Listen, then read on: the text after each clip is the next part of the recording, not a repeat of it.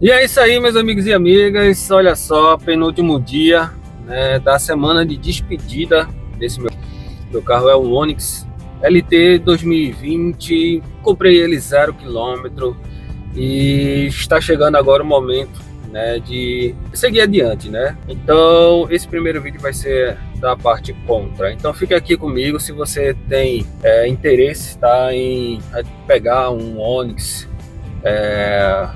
Tanto hatch quanto sedã, eu acho que deva ser de utilidade para você saber dessas coisas, tá bom? Então, fica aqui comigo.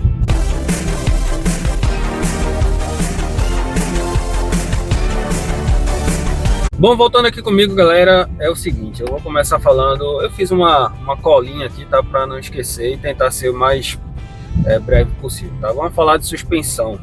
A suspensão do Onix, eu acho ela relativamente firme, tá?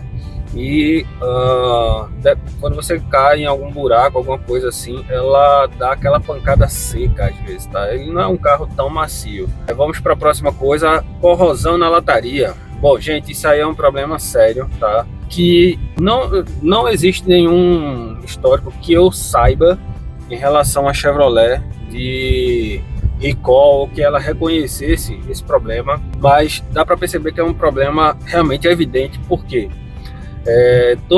provavelmente essa leva, né, dos carros que saíram de primeira lá no final de 2019, todo o ano de 2020 e provavelmente ali o primeiro semestre de 2021 tem esses problemas de corrosão. Ali me foge agora o nome da peça, mas essa parte ali debaixo da porta, tá? Aquela calha ali que fica debaixo da porta, eu vou chamar de calha, mas a palavrinha vai estar correta aqui no meio do vídeo, tá? Aquela peça, ela tem um sério problema de corrosão e faz um buraco, literalmente um buraco, com o passar do tempo, e você realmente tem que fazer essa substituição da peça inteira, porque realmente ela corrói, tá? Não só aquela área, mas também as colunas de porta, tá? Ela também sofre corrosões, vários. Eu estou mostrando aí para vocês alguns trechos aí que é do meu carro mesmo, tá? Esse é o segundo ponto de atenção em relação a essa primeira geração, né, do Onix. Os próximos, quando foi ali, ó, 2022 em diante, principalmente, eu costumo colocar um marco, assim. O marco seria o seguinte: todos os Onix que tem a lanterna de neblina no para-choque traseiro, tá? Esses provavelmente terão problema de corrosão. Os que não tem, os que perderam, que todos esses, né, todos os Onix que saíram de 2022 para frente não tem mais, nem a versão Premier tem mais essa lanterna de neblina. Então, todos esses, até hoje, né, eu não vi nenhum desses com problema de corrosão. Bomba de vácuo e correia banhada a óleo. Isso aí já é um assunto polêmico, tá? Então já vale seu like e seu comentário aí, tá? Como é que é uma forma da gente descobrir que a correia banhada a óleo está realmente já com problema, já está danificada? É através da bomba de vácuo.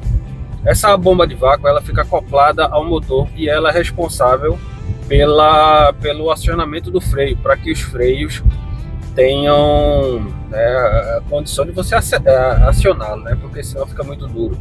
Só que o problema dessa bomba de vácuo é que ela trabalha com o óleo do motor, circulando o mesmo óleo do motor. E quando a correia ela está se danificando, ela acaba soltando partículas, tá? Existem várias formas da correia começar a se danificar, mas basicamente é relacionado sempre à troca do óleo, tá?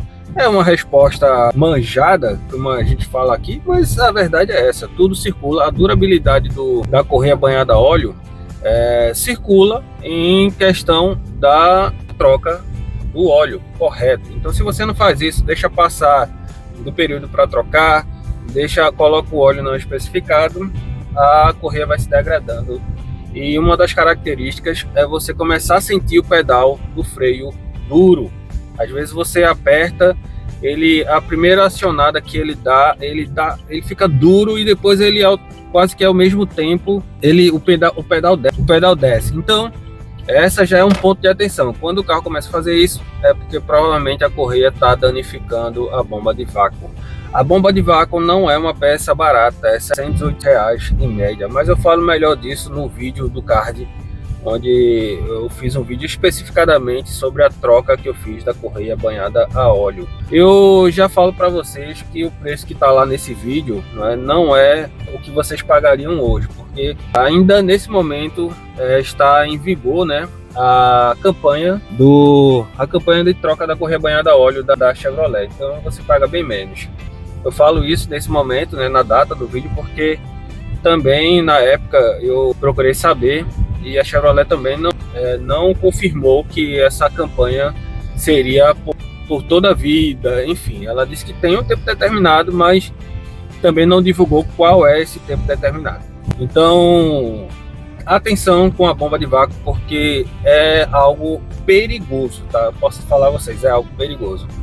Faltar freio é perigoso, realmente pode causar um acidente feio, e infelizmente nesse ponto a Chevrolet, ela, na minha opinião, ela chega a ser negligente. Mas se vocês quiserem saber mais, tá no vídeo, vocês conferem lá. Botões do volante não pega direito. Bom, é isso. Esses botões aqui, físico, né, do volante multifuncional, realmente você aperta bastante aqui para ele funcionar. Você tem que, às vezes, até forçar demais aqui para ele funcionar. Ele não tem um funcionamento simples e fácil, então você sofre também, é um ponto negativo. Trava do banco traseiro, barulho. Bom, eu passei muito tempo, mas muito tempo mesmo, com um barulho que estava me incomodando. Parecia um acabamento ou alguma coisa que estava solta dentro ali da coluna traseira do carro, tá?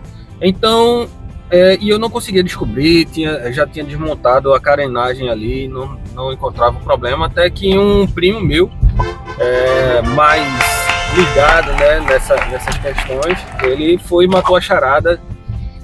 A trava do banco, quando você desce, né, e rebate o banco e volta para o lugar, tem aquela travinha, pronto. Ele passou uma fita isolante ali e milagrosamente resolveu o problema. Então, para quem tem Onix, realmente esse detalhe aí, e eu já tinha ouvido falar sobre isso, mas não levei a sério, eu achei que não era isso, era um outro problema, mas simplesmente era isso, e resolveu o problema. Sensor da trava do cinto de segurança do banco traseiro. Os sensores, né, as travas ali do cinto de segurança do banco traseiro, ele tem um sensor e é um fiozinho bem safado. A verdade é essa, um fiozinho bem safado que passa ali bem pertinho. Esse sensor é responsável para lhe mostrar quem é que está usando o cinto lá atrás ou não.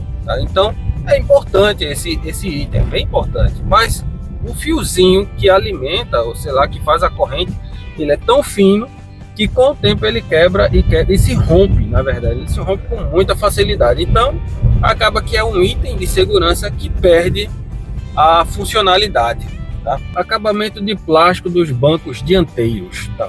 Então o que acontece? Tem um acabamento aqui de lado de plástico do banco dianteiro que ele se quebra. Em vários e vários carros da linha Onix, eu vi que ele se quebrou. O meu mesmo já está todo quebrado, tanto do passageiro quanto do motorista. Meu cunhado também tem um Onix Sedan e também o dele quebrou. E eu vi alguns modelos, tá, que bem novos, assim, que também já estava trincado esse acabamento. Então é uma peça muito frágil que, infelizmente, né, a qualidade da fabricação não foi feliz. A mesma coisa eu falo da manopla de câmbio, tá? Essa manopla do câmbio aqui manual. Essa manopla começou a se desfarelar da parte de trás aqui da manopla, tá? Ela começou a soltar pequenos pedaços, de uma forma que eu achei estranho também, porque é uma peça que deveria realmente ter uma boa durabilidade. Um carro somente com um pouco mais de 5 anos de uso e a peça já desfarelou. O parasol do passageiro acabou também cedendo, vocês não estão conseguindo ver, mas ele está aqui caído, tá? E no dia que ele quebrou, eu vi, ele não foi nada forçado, não foi nada, simplesmente puxou como se puxa esse aqui, e ele acabou quebrando a engrenagem dele, que fica bem aqui, tá? Então, outro ponto de uma peça frágil. O vidro traseiro, quando a gente desce ele totalmente, o vidro traseiro do lado direito, tá? quando eu desço ele, né, aperto o botão, o vidro elétrico ele é automático, então quando eu aperto para ele descer completamente, ele faz um barulho, como se estivesse estranho, como se tivesse alguma coisa solta. Eu não abri para ver e nem vou abrir para ver mais, né? Mas é mais um ponto para acrescentar, né? Para ir relatando aqui a vocês. Agora eu vou falar para vocês algumas peças que quebraram, né, ao longo do tempo nesse carro, tá? Basicamente, na verdade, a maioria dessas peças vieram se quebrar agora, já nesse último ano que eu tô com o carro, tá? Então elas duraram bastante, porém, mesmo assim, algumas peças, na minha opinião, não deveria quebrar, é estranho quebrar. Junto à homocinética é normal, ela tá estralando aqui, mas é um outro item que, como eu falei a vocês no início do vídeo, eu relatei para a loja, né, todos os problemas, e ela tá ciente disso também, então é outra coisa que ela vai resolver. Chicote do câmbio, pronto, essa é uma peça que eu achei estranha, minimamente estranha, ter quebrado. Em um belo dia em que eu estava me deslocando para o trabalho da minha esposa, o carro engatou na segunda e quebrou. O câmbio ficou aqui, ó, molenga, eu colocava para frente e para trás e não mudava nada. Ou seja, o chicote quebrou. Então eu tive que comprar o chicote, eu acho que era mais de R$200. E a questão é que me deixou na rua, tá? Para minha sorte, na verdade não chegou a me deixar na rua literalmente, porque para minha sorte ele ficou engatado na segunda marcha, então eu consegui voltar para casa. Mas se ele tivesse engatado, quebrado, tivesse engatado no ponto morto, eu não conseguiria voltar para casa. Quebrou, tá? E por pouco me deixou na rua, tá? Então eu consegui ainda voltar para casa e resolver o problema, mas é algo estranho e eu já vi relatos na internet de que ele pode quebrar sim, porque bate água e enferruja bem na pontinha do encontro do cabo de aço com a pecinha de ferro lá de metal, ela oxida e ela acaba rompendo, então você pode ficar na rua por conta disso. O sensor do tanque de combustível, bom, a bomba de combustível continua funcionando, porém eu não consigo mais saber a quantidade de combustível que tem no tanque porque o sensor quebrou, tá? Então, enfim, não teve um motivo aparente, ele simplesmente quebrou e parou, então é uma peça que também deu defeito. Agora vamos falar em relação ao carro em si, um carro em geral, tá? A potência na estrada é um ponto que eu considero negativo. Não que eu esperasse, né, que esse carro fosse um foguete, com muita potência, até porque ele está claro, né? Ele é 1.0 aspirado. É um ponto de atenção, porque talvez muita gente ainda compre esse carro achando que ele vai ter um desempenho ótimo na estrada. Não, óbvio, claro que não. De levar com tranquilidade, ele tem um bom desempenho, mas ele, em questão de ultrapassagens com carro cheio, ele realmente vai prevalecer a característica de 1.0, tá? De um motor aspirado. Uma coisa que eu também não gosto no Onix é o ângulo de giro do volante. Eu acho que ele usa muito espaço para poder fazer manobras, tá? Então, diferente do Onix antigo, ele usava bem menos espaço para poder fazer a volta, tá? Fazer manobras e tudo mais. Ponto cego e espelho retrovisor. Esse carro ele é mais largo que o Onix antigo e também mais achatado, assim, né? O que dá uma beleza também a mais a ele, na minha opinião, porque ele fica com uma cara de carro mais esportivo, assim, com um teto um pouquinho mais rebaixado em relação ao Onix anterior. Porém, acaba que essas colunas ocupam um espaço a mais no seu campo de visão, não só a coluna, mas também o formato do espelho retrovisor, que é mais fino, então acaba limitando um pouquinho a visibilidade, tá? Ele é grande, o retrovisor você percebe que ele é grande, mas a visibilidade dos espelhos eu não acho tão boa assim, ela é um pouco achatada e, enfim, ela não mostra tanto essa visão assim lateral, tá? A iluminação da multimídia também eu considero um problema. Se você estiver usa muito o carro durante a noite e principalmente se você pegar aquelas estradas que normalmente a gente tem aqui, né?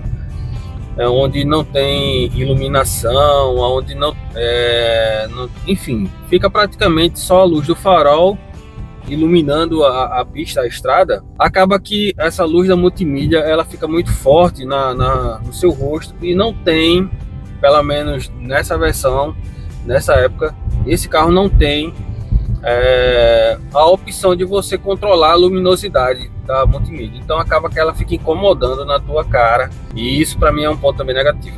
Carregador de indução, ora, isso não é um ponto negativo. O ponto que eu trago para comentar é o fato de não ter uma refrigeração nessa área, porque acaba que ele não consegue cumprir bem sua função de carregar o celular. O carregamento via indução, ele faz com que o celular fique muito quente, esquente bastante. Então, acaba que em algum determinado momento o celular ele vai entrar em modo de proteção e não vai carregar mais. Então, esse é um problema. É um ponto positivo que tem? Mas acaba que por conta de não ter uma refrigeração no local, acaba sendo um tanto ineficiente. Uma coisa também que não é legal nessa versão LT, apesar de ser bem completa, mas eu vou comentar, né, no outro vídeo, é que ela não tem regulagem da altura do volante e do profundidade e de altura do volante. Uma coisa que é curiosa é que a versão sedã, na versão LT do modelo sedã, ele tem a regulagem de altura e profundidade do volante. Então, não sei por que exatamente a Chevrolet fez isso, né? Tomou essa decisão de, na versão hatch, empobrecer o modelo, tirando a regulagem de altura e profundidade. Outro defeito desse carro, tá? Especificadamente desse carro, é que a regulagem de altura do banco, com o tempo, ele acaba perdendo a regulagem. E se eu levantar aqui até o máximo, o banco até o seu máximo, ele, com o passar do tempo, né, algumas horas, ele já vai ter cedido de uma forma que você nem percebe que ele cedeu, mas ele cedeu. Então, enfim, mais um problema que tem nesse carro. Bom, galera, eu acho que esse aqui foram todos os problemas e as coisas que eu anotei, né? E eu acho que eu não esqueci nada. Se eu esqueci, depois eu escrevo nos comentários, tá? Para vocês.